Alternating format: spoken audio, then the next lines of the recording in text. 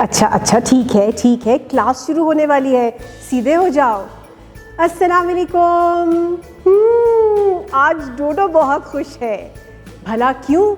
इसलिए क्योंकि डोडो को पता है कि हमारे जीम का ख़ानदान मुकम्मल हो गया है, यानी कि जीम, चे, हे, खे की आवाज़ों की पहचान आ गई है हमें, और उससे शुरू होने वाले अल्फाज के बारे में भी हमें पता चल गया है।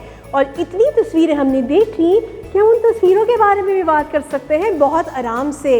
और फिर साथ ही डोडो ने कहा, क्यों ना हम कोई एक्टिविटी खेलें जिसमें हम इन सब अल्फाज की, इन सब आवाज़ों की जो कि जीम के ख़ानदान की है, उसकी एक दफ़ा दोहराई कर लें। क्या ख़याल है आपका? डोडो भी खेलेगा और आप बच्चे भी खेलेंगे, ठीक है? तो फिर मैं बताऊं टीचर्स को कि उन्होंने क्या करना है, लेकिन इसके लिए आप मेरे साथ खामोशी से बैठे रहेंगे, जो कि मुझे पता है कि आप नहीं बैठेंगे, आप उस वक्त से उछल कूद रहे हैं। तो इसलिए मैं अब आपको वहाँ बिठाऊंगी ताकि मैं टीचर्स को समझा सकूं कि उन्होंने करना क्या है। फिर हम जब खेलने लगेंगे तो फिर मैं आपको वापस बुला लूँगी। क्या ख्याल है आपका? ठीक है, गुड डोडो, चलो शाबाश, अब उधर जाके बैठो। जी डियर टीचर्स, यहाँ पे हम दोहराई का काम करेंगे, यानी सफ़ा नंबर 13 खुलवाने से पहले आप बच्चों के साथ 2-3 मुख्तलिफ तरह की एक्टिविटीज़ खेल के बच्चों की दोहराई करवाइए जीम के ख़ानदान के बारे में। जी, आपके पास फ्लैश कार्ड्स मौजूद हैं। अगर फ्लैश कार्ड्स नहीं हैं तो आप तस्वीरों का इस्तेमाल कर सकती हैं यहाँ पे। तो आपने करना ये है कि आप मुख्तलिफ बच्चों को मुख्तलिफ फ्लैश कार्ड्स दिखाइए और बारी बारी उनसे पूछिए कि ये तस्वीर किस चीज़ की है।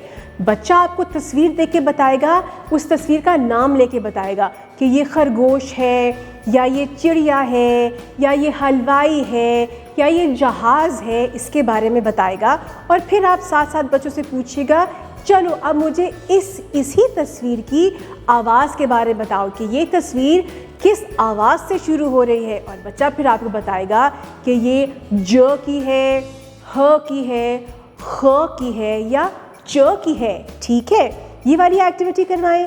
फिर दूसरी एक्टिविटी आप करवाएं कि मेज़ के ऊपर मुख्तलिफ फ्लैश कार्ड्स रख दे और बोर्ड के ऊपर जीम, चे, हे, खे लिख के सामने बच्चों के रख दे, और बारी बारी एक बच्चे को बुलाएं और बच्चे से कहें कि वो अपनी मर्ज़ी का कोई सा भी फ्लैश कार्ड उठाए और उसको देख के चेक करें कि उसमें कौन सी तस्वीर बनी हुई है, और उसके साथ जीम, चे, हे, खे की जो भी मैचिंग आवाज़ है उसके सामने जाके रख दे।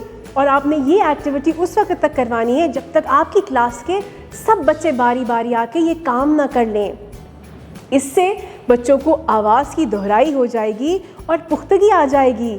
इसी तरह आप एक और काम भी कर सकते हैं कि यही फ्लैश कार्ड्स मुख्तलिफ क्लास में लगा दीजिए, यानी पूरी दीवारों पे, क्लास की दीवारों पे लगाएं और बच्चों को एक आवाज़ निकालें और बच्चों से पूछें कि कहाँ है वो तस्वीर। तो बच्चे फ्लैश कार्ड्स ढूंढेंगे। मिसाल के तौर पे मैं बच्चों से कहती हूँ कि मुझे जीम, ज के फ्लैश कार्ड्स ढूंढ के बताओ, तो बच्चे भागे भागे जाके क्लास में ढूंढेंगे और ज की तस्वीरें जो फ्लैश कार्ड्स की सूरत में लगी हैं उनको जाके हाथ लगा के वापस आ जाएंगे।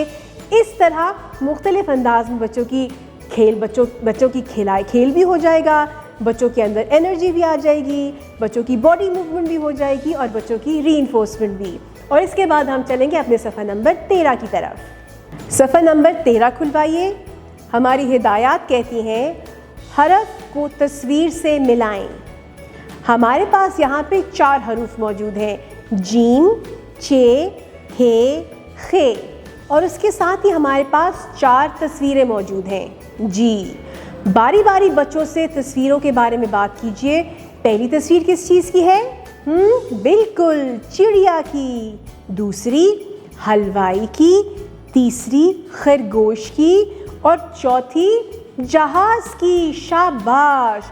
अब मुझे जल्दी से बताओ कि चिड़िया किस आवाज़ से शुरू होती है? च। अच्छा, हलवाई, खरगोश, और जहाज़, ज। ज़बरदस्त। अब आप बच्चों से बात कीजिए कि हमारे पास जो हरूफ मौजूद हैं जो कि जीम, चे, हे, खे के हैं, इन्होंने बारी बारी तस्वीर को पढ़ना है और तस्वीर को देखना है, उसकी शुरू की आवाज़ निकालनी है और इन हरूफ के साथ जोड़ देना है। अब हमारी पहली तस्वीर है चिड़िया की, जो है च, चे च। चलो जल्दी से ढूंढ के बताओ कि चे कहाँ लिखा है। ज़बरदस्त। अब चे से मिला के चिड़िया की तरफ एक लाइन लगा दें। इसी तरह हलवाई जो है वो हे ह से शुरू होता है, तो आप बच्चों से कहें कि हे से हलवाई के दरमियान लाइन लगा दें, और इसी तरह खरगोश और खे के दरमियान और जहाज़ और जीम के दरमियान लाइन लगवाएं। इस काम को करवाने के बाद 2-4 बच्चों से एक दफ़ा दोहराई करवा लीजिए इस सफ़े की। आपकी समाअत का बेहद शुक्रिया। अपना बहुत ज़्यादा ख्याल रखिएगा और जुड़े रहिएगा बोलती किताबों के साथ।